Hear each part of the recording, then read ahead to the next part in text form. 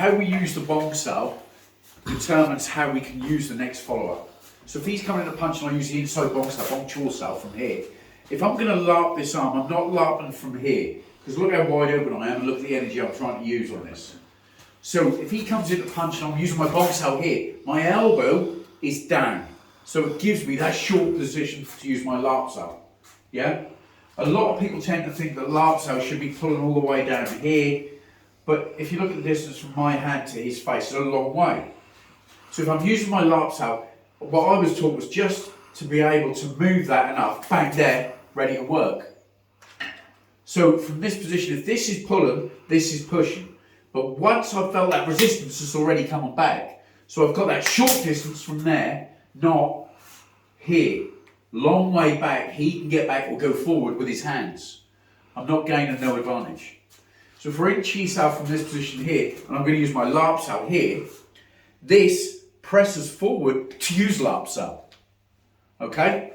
So any sort of position here, press forward, your larp cell is already going forward with your factor. I'm not looking to try and take his head off with this and pull down here, and then I've got all this distance to get all the way back up. I'm looking to just very, very small window, small position there. Look at that larp. It's straight behind on the centre line. So this position here, pull, push, bang, straight through the middle again. So when we say it's economy of motion, every single thing you do has to be economy of motion.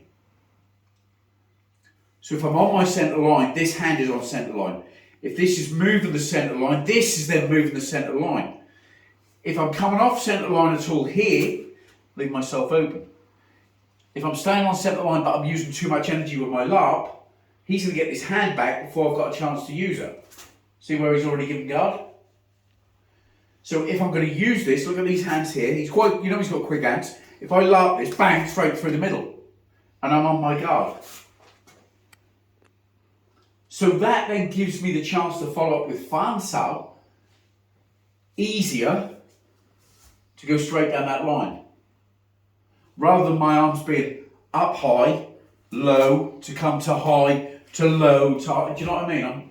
I'm using that straightforward piston-like motion rather than over the top, the hands dropping and moving. Then once you've understood that, it comes into every single technique. So if I then use my Kop Jaan from here and it's blocked or whatever, he blocks any position. My hand, wherever it is under or over, is in a position to use very close to it.